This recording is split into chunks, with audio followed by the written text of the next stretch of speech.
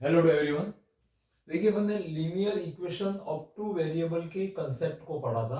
अब उसके अंदर एक केस रहता है कि अगर दो लीनियर इक्वेशन सपोज यहाँ पे है a1x plus b1 y plus c1 is zero and a2x plus b2 y and c2 is zero.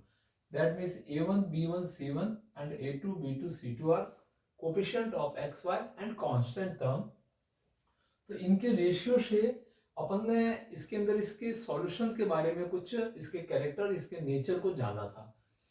अब अपन इसके नेचर जो होते हैं सॉल्यूशन के, उसके दो पार्ट कर देते हैं, consistency of solution and inconsistency of solution. अब इन दोनों के अंदर आपको ये ध्यान रखना है, एग्जाम में पूछा जा सकता है कि फॉर कंसिस्टेंसी कौन से कंडीशन है एंड फॉर इनकंसिस्टेंसी कौन से कंडीशन है। केस फर्स्ट होता है जब आप यूनिक सॉल्यूशन की पोजीशन पे होते हो। ये केस फर्स्ट किसको बताता है? Unique solution. तो उस समय जो x और y के जो कोफिशिएंट है ये ऑलवेज क्या रहेंगे? नॉट इक्वल रहेंगे। a1 a2 and b1 b2 is not equal to, then the solution is unique solution. That means only one and one solution होगा। आपको एक प्रकार का x का वैल्यू मिलेगा कोई भी, और एक वैल्यू y का मिलेगा। बिकॉज जो सॉल्यूशन होते हैं वो कोऑर्डिनेट की फॉर्म में होते हैं, x, y की फॉर्म में। तो एक x और एक y का वैल्यू होता है जिसको यूनिक सॉल्यूशन कहते हैं। तो ऐसी पोजीशन को कंसिस्टेंसी ऑफ सॉल्यूशन के अंदर रखा जाता है। अब इस कंसिस्टेंसी केस में और क्या क्या प्रॉपर्टी, फर्स्ट फार्मूला क्या बनता है? a1 a2 and b1 b2 not equal to number of solution is unique. और जो दोनों इक्वेशन से बनने वाली जो लाइनें हैं वो दोनों इंटरसेक्टिंग लाइन होती है जो किसी पर्टिकुलर पी पॉइंट पे इंटरसेक्ट करती है, और यही पॉइंट इनका सॉल्यूशन होता है।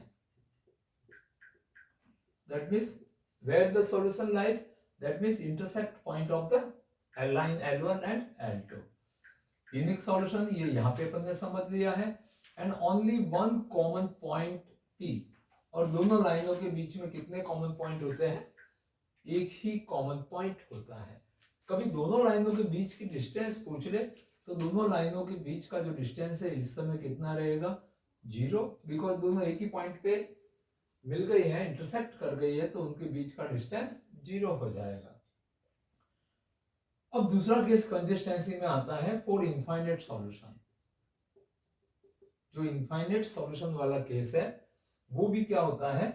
आपके consistency of solution of the linear equation में है। इसमें तीनों रेशियो इक्वल रहेंगे, ए बी एंड सी। जो दोनों इक्वेशनों से बनने वाले तीनों रेशियो हैं ये भी कंसिस्टेंसी ऑफ इक्वेशन में जाएंगे। जो लाइनें होगी डायग्राम में वो कोइंसिडेंटल, दैट मींस एक के ऊपर दूसरी होगी। That means first line L1 covers L2, या तो L2 L1 को कवर कर लेगी या L1 L2 को कवर करेगा। अपने को एक ही ड्रॉ में लाइन दिखेगी, दो लाइनें डिफरेंट, दो लाइनें नहीं मिल सकती। Number of solution are infinite and all point are common point, because एक लाइन के ऊपर इनफाइनाइट पॉइंट होते हैं। A line has infinite point and therefore the number of solution are also infinite, then we get the infinite solution. that means अपन बहुत जितने भी point होंगे वो सब अपने सॉल्यूशन होंगे। प्रत्येक पॉइंट एक सॉल्यूशन को रिप्रेजेंट करता है। तो ये दो केस तो कंसिस्टेंसी के हैं। इनकंसिस्टेंसी में एक ही केस रहता है, that means no solution case. That means ऐसी इक्वेशन जिनको कभी सॉल्व ही नहीं किया जा सकता। तो उसमें फर्स्ट टू रेशियो इक्वल रहते हैं, a1 एंड b1 वाले रेशियो। थर्ड रेशियो डिफरेंट होता है। अगर थर्ड सेम रहेगा तो इनफाइनाइट सॉल्यूशन में कन्वर्ट हो जाएगा, अदरवाइज ये नो सॉल्यूशन केस है। दैट मींस उनको सॉल्व नहीं कर सकते। There is no common point, दोनों लाइनों के बीच में कोई कॉमन पॉइंट नहीं होगा। Reason both line are parallel. तो इस समय दोनों इक्वेशन से रिप्रेजेंट होने वाली लाइनें पैरेलल होगी। तो पैरेलल होगी तो इसके ऊपर जो पॉइंट होंगे वो इसके ऊपर नहीं आ सकते और इसके पॉइंट इस पे नहीं जा सकते। दैट मींस दोनों लाइनों में कोई कॉमन पॉइंट नहीं होता है।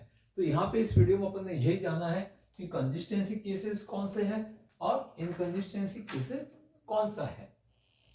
तो ये आपके बेसिक क्वेश्चन है।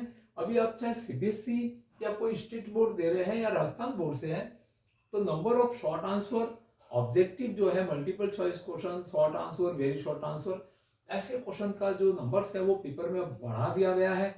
नया जो मॉडल आया है एग्जाम में उसमें जो पहले बहुत डेस्क्रिप्टिव आते थे वो क्वेश्चन आपके बंद हो गए हैं, 3-4 क्वेश्चन ही रहते हैं, वो भी 4 मार्क्स मैक्सिमम में आते हैं।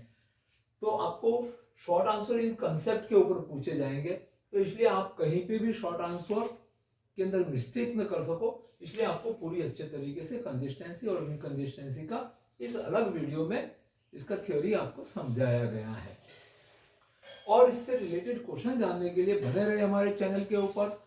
सब्सक्राइब नहीं किया है तो सब्सक्राइब कर दीजिए और अपने फ्रेंड्स को अधिक से अधिक शेयर कर दीजिए, फैला दीजिए अपने ग्रुप के अंदर, जितने भी ग्रुप है उसमें अपने फ्रेंड सर्कल को पूरा सेटिस्फेक्शन मिलेगा कि हमें इस चैनल पर एकदम सटीक आपके बोर्ड एग्जाम, चाहे सीबीएसई रिलेटेड हो या आप कोई भी एनसीईआरटी की जो बुक पढ़ रहे हैं, उनके लिए पूरा मटेरियल और बहुत ही कम समय में आपको मिल रहा है। Thank you watching this video.